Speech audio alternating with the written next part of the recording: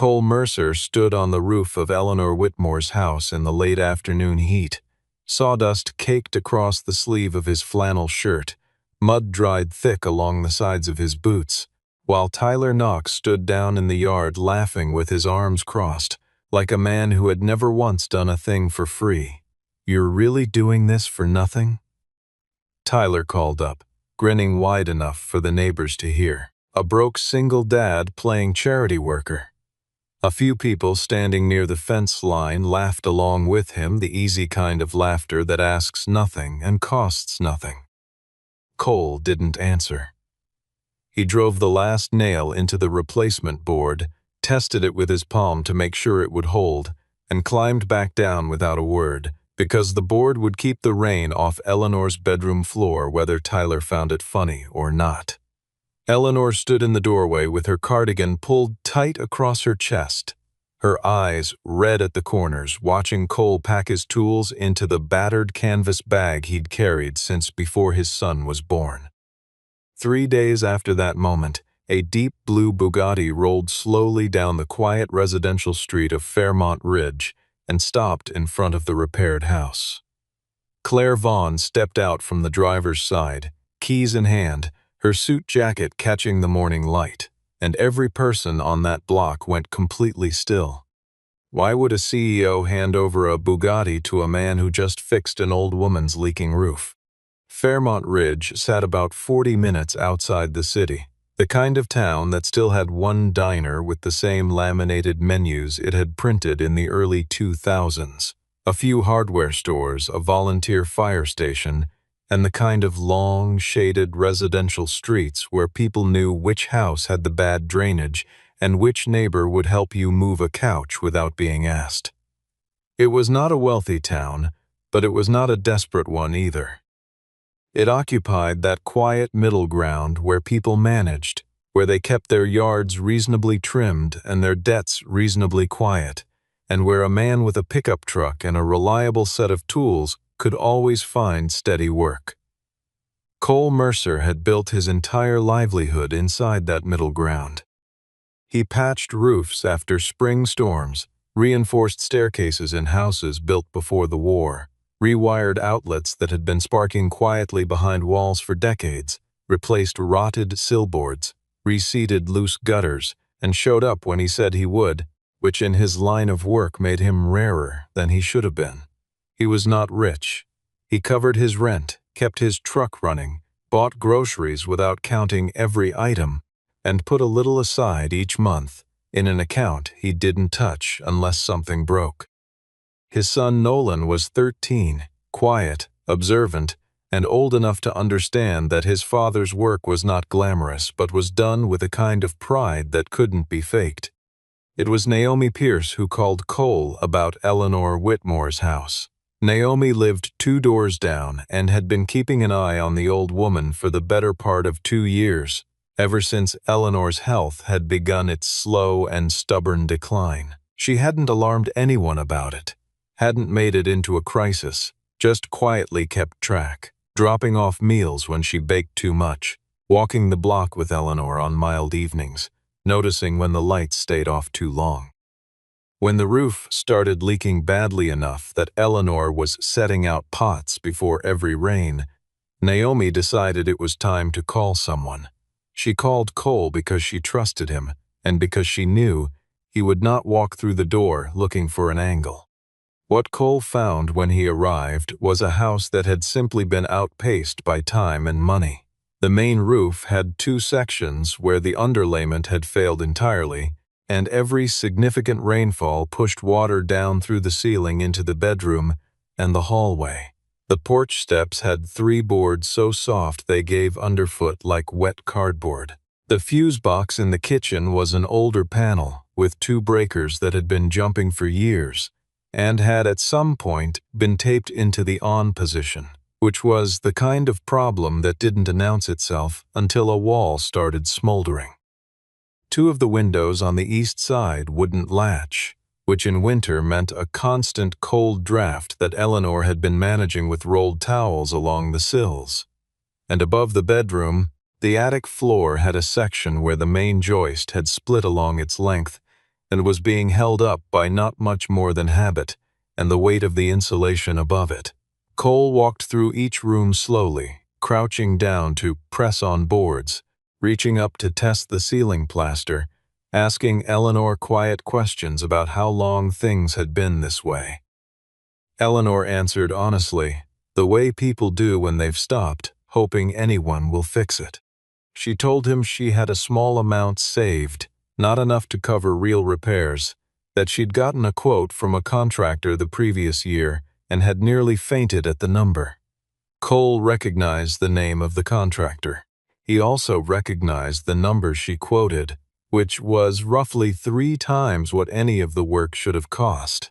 He stood in the bedroom doorway for a moment, looking at the plastic bin she had positioned beneath the worst part of the ceiling stain, the kind of bin usually used for storing winter clothes, now half full of brownish water.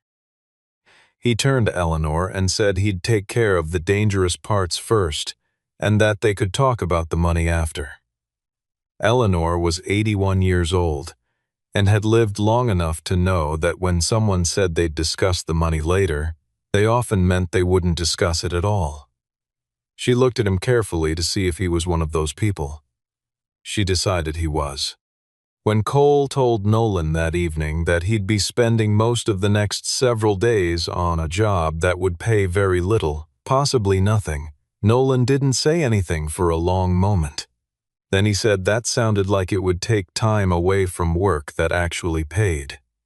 Cole sat down at the kitchen table and told his son that if it had been someone's grandmother lying under a leaking roof with a faulty electrical panel, he would want someone to walk in and help without pulling out a calculator first. Nolan thought about that, then nodded slowly, the way teenagers do when they don't want to admit something made sense. Cole started early the next morning. Tyler Knox had been in the local contracting business long enough to develop a very particular understanding of how old houses in declining condition could be turned into opportunity. He owned a small construction company, held a partial stake in a local property acquisition firm, and had a practiced ability for identifying homeowners who were one unexpected repair bill away from being willing to sell at a price well below what their property was actually worth. Eleanor Whitmore's house had been on his mental list for over a year.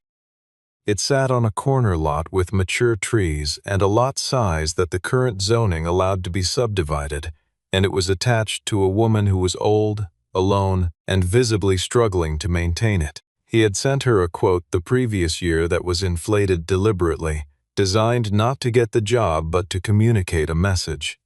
The house costs more to fix than you can afford. He had followed it up with a low-ball purchase offer that Eleanor had not responded to, which he had taken as a good sign, since silence usually meant she was considering it.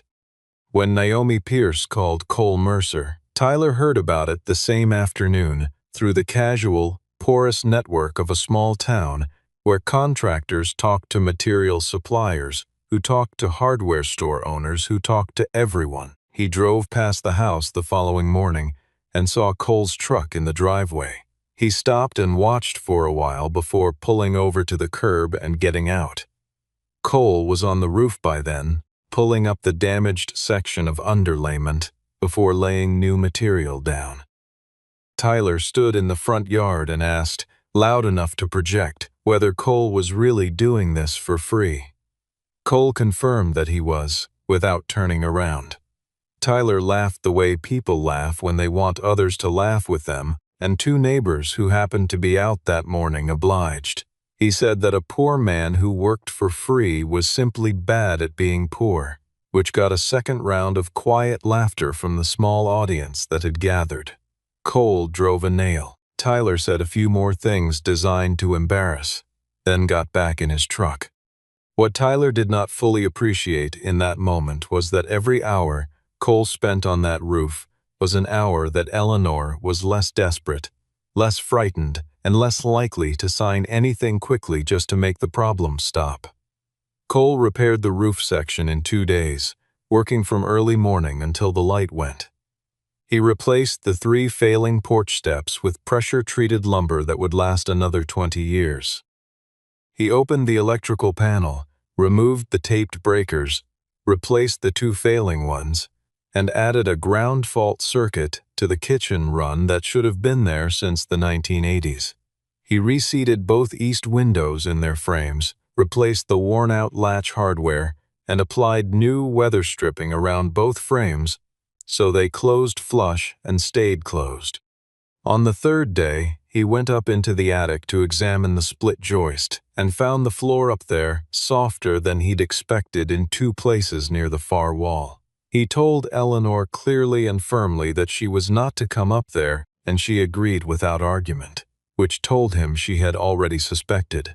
He shored up the joist with a sister board bolted alongside it, which would distribute the load safely until a proper structural repair could be done. And while he was working in the far corner of the attic, moving old cardboard boxes to get at the wall where the rafters met, he found the trunk. It was an old steamer trunk, heavy canvas stretched over a wood frame with brass hardware along the edges, the kind of thing that had been built to travel and had ended up staying put.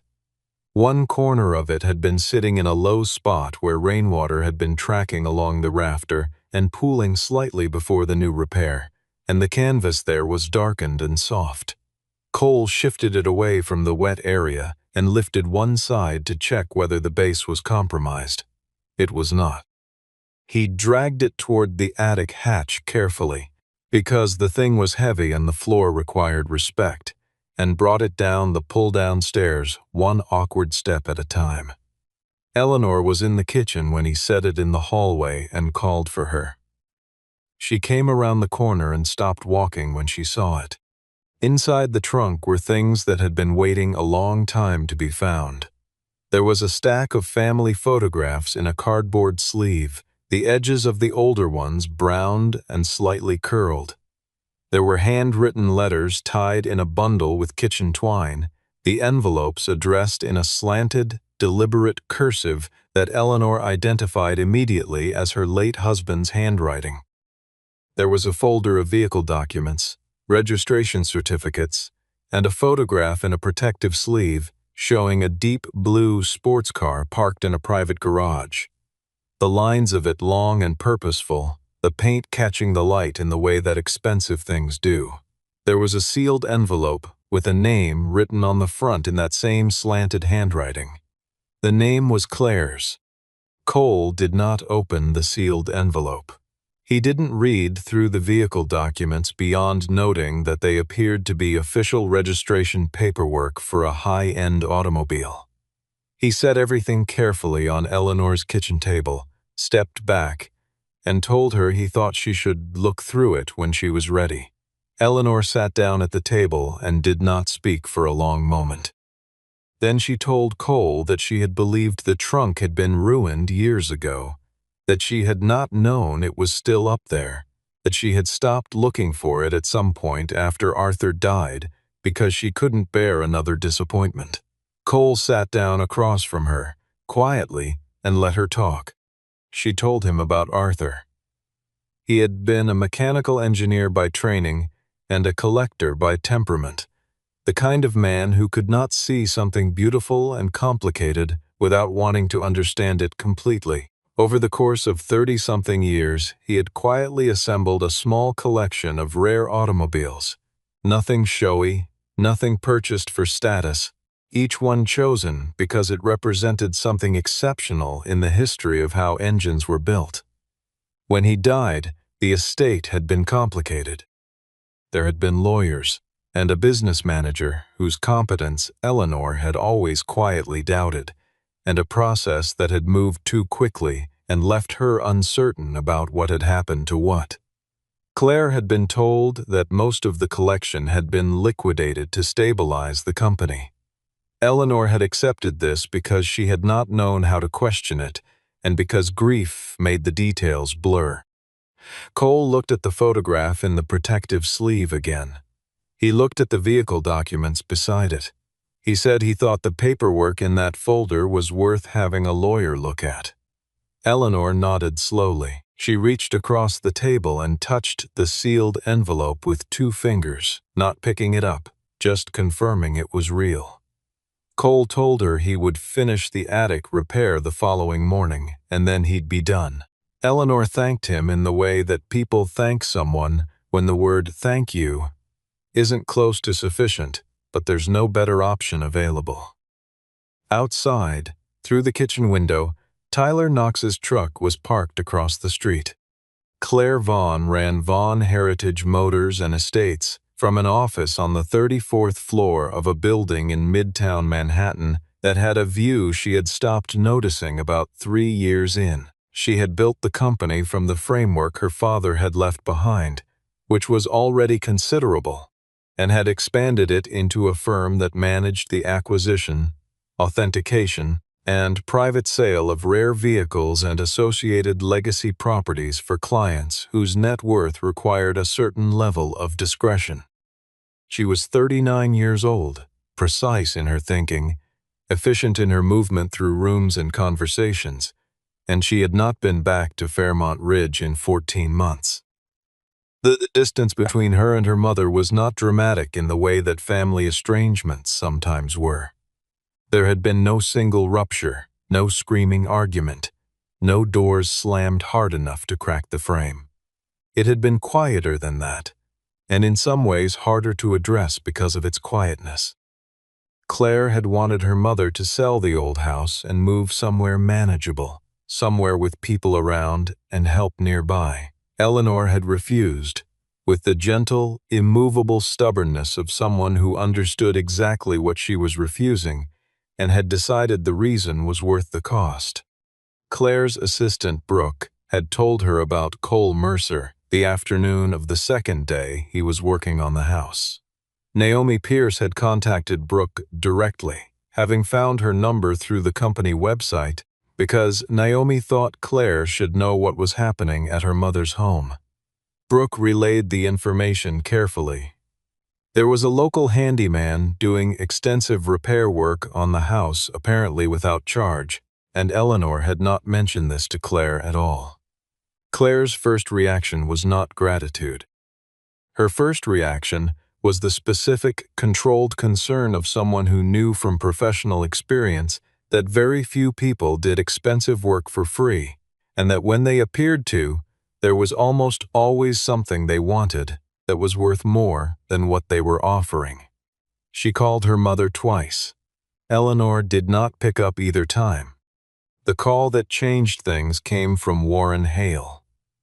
Warren was 74, had been one of Arthur's closest friends for the better part of 4 decades, and had served for many years as the informal keeper of Arthur's intentions in matters he had never fully formalized through official channels. He had a tendency to call at inconvenient hours and to begin conversations in the middle rather than at the beginning.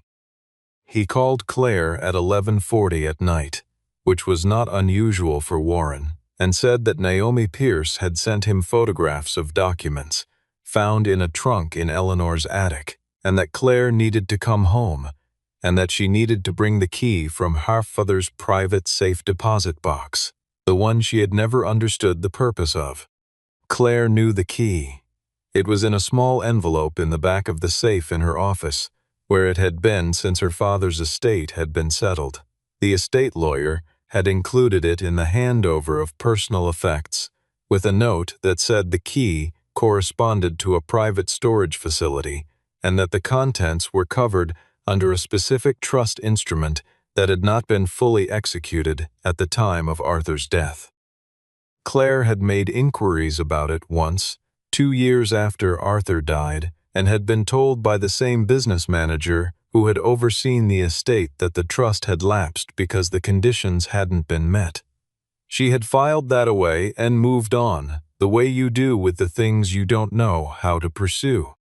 Warren told her the business manager had been wrong, or had perhaps been something worse than wrong. He told her the trust was still valid and that the storage facility still held what Arthur had placed in it. He told her the photograph Naomi had sent showed documentation that confirmed the Bugatti had never been sold.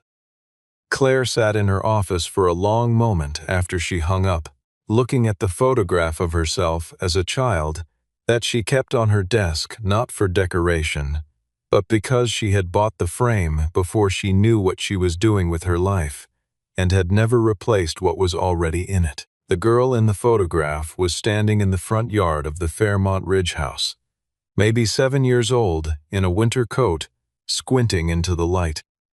Claire looked at the photograph for the first time in months. She booked a car for 6 in the morning. By the time Claire left for the airport the following morning, Tyler Knox had already made his move.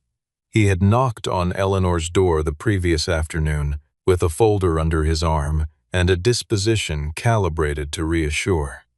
He told Eleanor that he understood the house was becoming difficult to manage alone, that he was in a position to make a very fair offer, and that he could move quickly, which would relieve her of the stress of the whole situation. He placed a purchase agreement on her kitchen table and pointed to the number at the top of the first page, which was low, but not insultingly low, carefully positioned to look reasonable without being generous. What he did not highlight were the interior clauses, the language buried in the middle sections that defined the sale as inclusive of all personal property and household contents not explicitly excluded in a separate notarized addendum, an addendum that Tyler had not provided and had not offered to help Eleanor create. Cole had stopped by that morning to check the attic repair one final time and had found Eleanor sitting at the kitchen table with the agreement in front of her and a pen in her hand. He asked if he could look at it. Eleanor handed it to him. He read it through twice, slowly, before he said anything. Then he sat down and walked Eleanor through each section, not using legal language but translating each clause into what it actually meant in practice.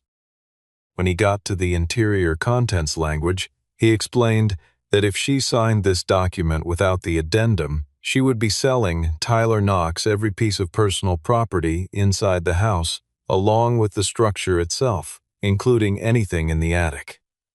Eleanor set the pen down. Tyler arrived 20 minutes later to follow up, saw Cole at the kitchen table with the agreement, and the controlled pleasantness dropped out of his expression immediately. He said Cole had no business inserting himself into a property transaction, that he was a handyman, not a lawyer, and that his opinion on a legal document was worth approximately nothing. Cole said he didn't need a law degree to identify a clause designed to take things that weren't listed in the sale price. Tyler's voice rose. Naomi, who had come over when she saw Tyler's truck, called the local real estate attorney, whose office was 4 blocks from the diner, and asked if he had 30 minutes. He did. Tyler spent the next 20 minutes trying to reframe what had happened, telling the small gathering of neighbors who had assembled on the sidewalk that Cole had been working for free because he was positioning himself to benefit from whatever was inside the house, that the whole charitable handyman act was a setup, that nobody spent 4 days on a job without expecting a payoff of some kind. A few people looked uncertain. Cole did not defend himself at length. Eleanor came out of the front door and stood on the newly repaired porch steps and said in a clear, steady voice that the only person who had walked into her house and immediately started looking for something to take was the man standing on the sidewalk right now, and that the man who had spent 4 days fixing what was broken had never once asked her what else she had in the house or what it might be worth. The real estate attorney arrived, reviewed the agreement in the kitchen, and confirmed in writing that the interior contents clause was not standard and would require explicit exclusions to be protective of the seller's interests. Tyler retrieved his folder, got in his truck, and drove away. Nolan had been sitting on the porch railing through most of this, quiet and watchful the way he usually was. When Tyler left and the crowd began to disperse and Cole stood in the yard looking tired enough to sit down, Nolan said that Cole almost walked away 3 times. Cole said yes, he had been close. Nolan said that his mom would have stayed. Cole looked at his son for a moment, then nodded without adding anything to that. It was about an hour after Tyler left that the black SUVs turned onto the street. There were two of them, followed by a third vehicle that was longer and enclosed, the kind of transport carrier used for high-value automobiles. The procession moved slowly and stopped in front of Eleanor's house with the precision of people who had been told exactly where to go. Claire stepped out of the lead vehicle, still wearing the clothes she had traveled in, suit jacket, dark trousers, hair pulled back from a flight that had begun before sunrise. She looked at the house from the curb. The roof no longer had the dark waterline along the eave that had been there for years. The porch steps were new lumber, still pale and clean against the weathered boards on either side. The east windows were properly seated in their frames. The gutters had been re-insured. She stood there for a moment, taking inventory of what had changed before she turned to look for whoever had done it.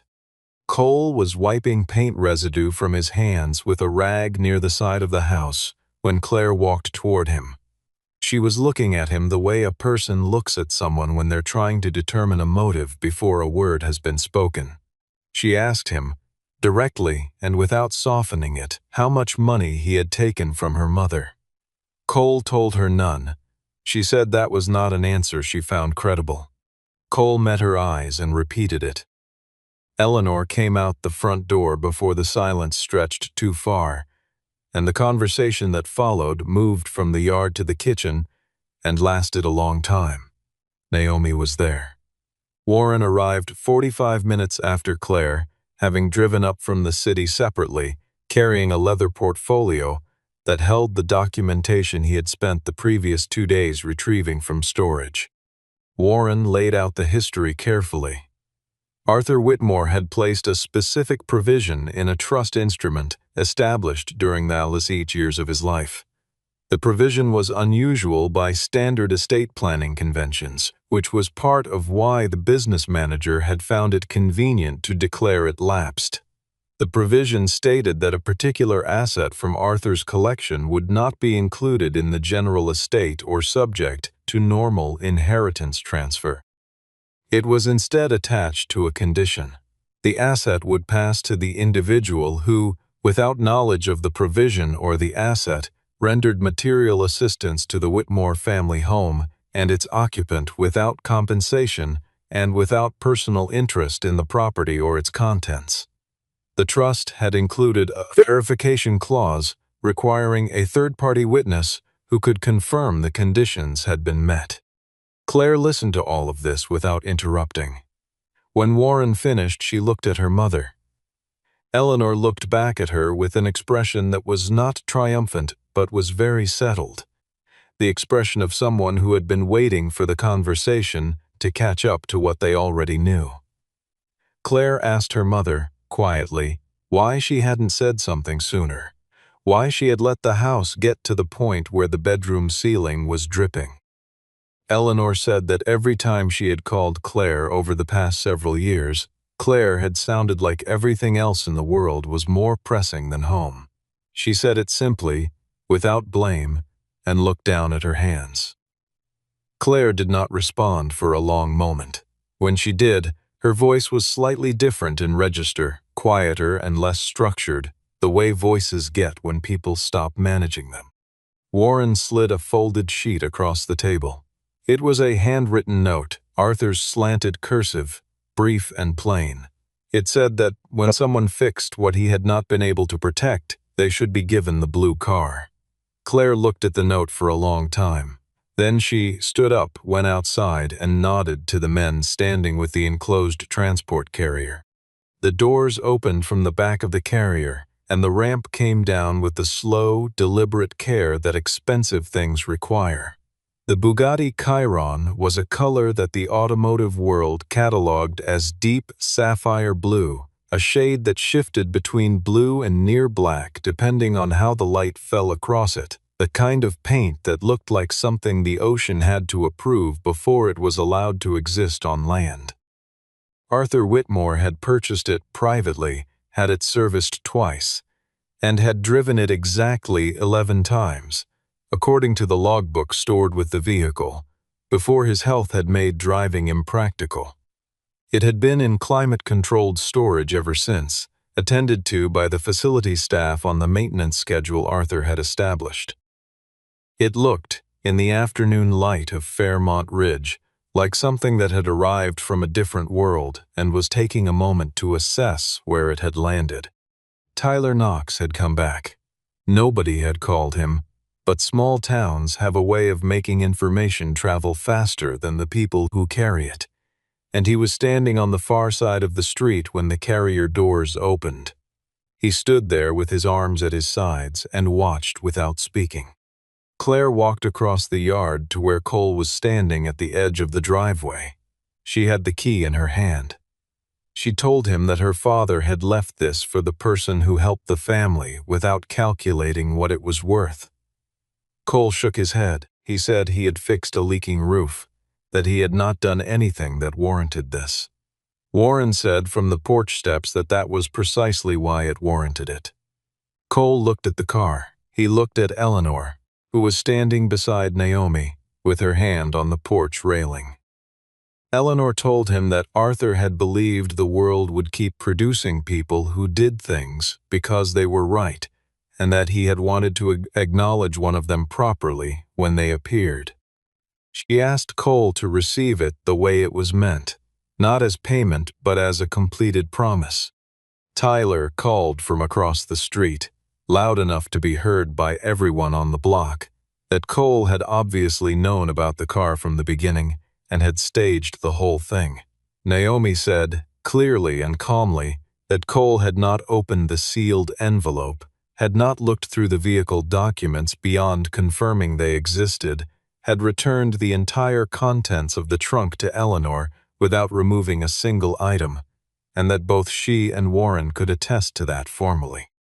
The attorney who had reviewed Tyler's contract was still standing nearby and confirmed that he could document the timeline as well. Tyler did not say anything further. Claire placed the key in Cole's hand. She told him that he had fixed her mother's house, but that he had also repaired something in her, some part that had forgotten what it meant to value a place because of the people in it, rather than what it could be converted into. Cole looked down at the key.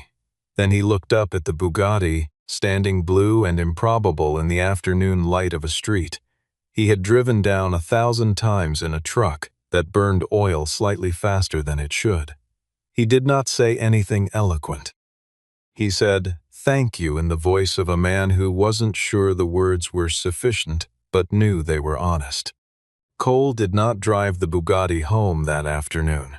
He arranged for it to be transported to a secure facility in town while he thought about what to do with it, and for the first 2 weeks after the handover, he spent a good deal of time thinking about that question. The car was extraordinary, and he understood that. He also understood that he was a man who fixed houses for a living in a small town outside the city, and that a vehicle like the one now sitting in storage under his name represented something that required more than just accepting it and driving away. He talked it over with Naomi, who had sharp instincts about practical matters. He talked it over with Nolan, who said very little during the conversation but listened carefully. He talked it over with Warren, who told him that Arthur had not specified what Cole should do with the car once it was transferred, only that it should be transferred. What Cole eventually decided was that the car would be used, not garaged as a private possession or sold for profit, but put to work in a way that extended what had already begun. He approached Claire with the idea. He proposed that the Bugatti be used as the centerpiece of a fundraising event for elderly homeowners in the region who lacked the resources to maintain their properties safely, an event where people would pay to see the car up close, to learn about Arthur Whitmore's collection, and to contribute to a fund that would pay for exactly the kind of structural repairs that Cole had done for Eleanor. He suggested the fund be named after the family. Claire approved the idea within the same phone call.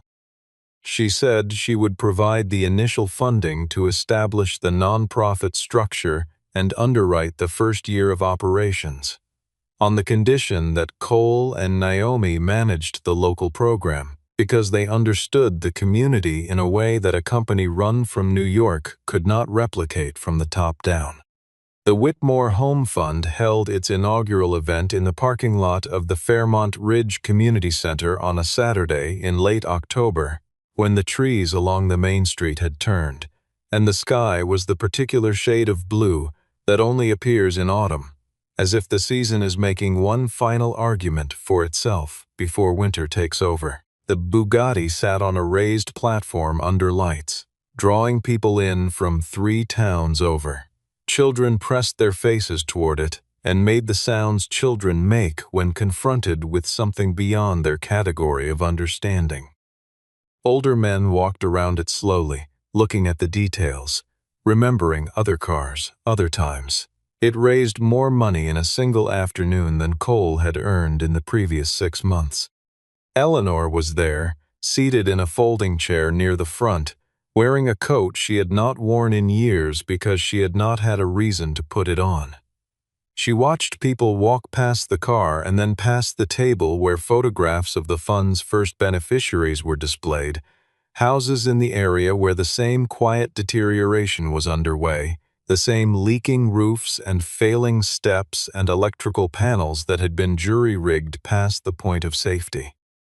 Several of those homeowners were there in person, and Eleanor spoke to each of them with the particular authority of someone who knew exactly what they had been living with and what it felt like when someone showed up and made it stop.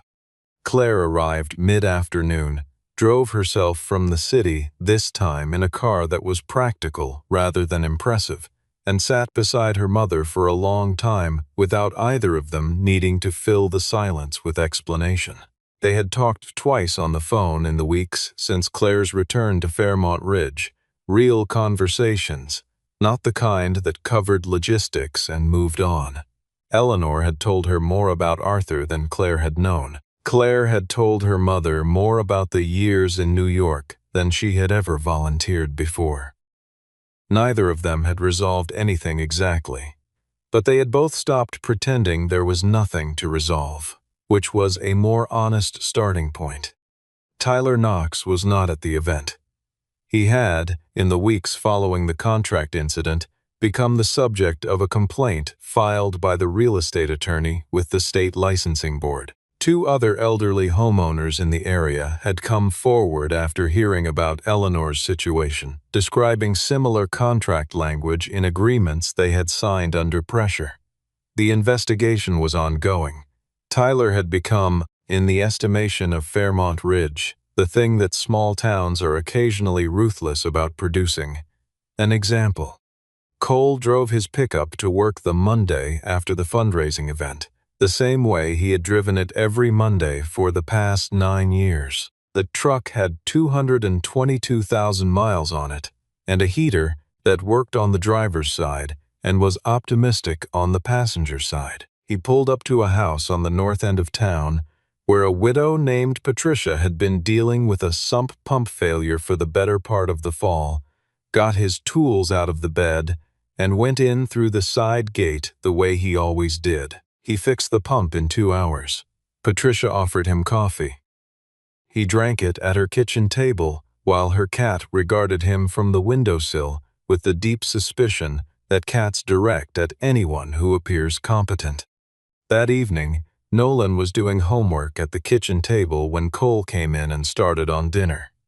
Nolan asked, without looking up from his notebook, whether his father was really going to keep using the Bugatti only for fundraising events and not drive it for himself even once.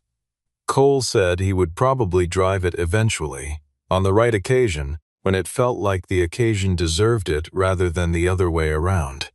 Nolan said that was a very complicated way of saying he was nervous about scratching it. Cole said that was also true. A few weeks later, on a quiet afternoon, Cole stood beside his pickup on the street in front of Eleanor's house, which had been repainted by then, the trim a fresh white against the darker body color, the yard cleaned up and the porch properly finished. Across the street, the Bugatti sat on a flatbed that was moving it to the next event, that deep blue visible even through the carrier's partly open side panel.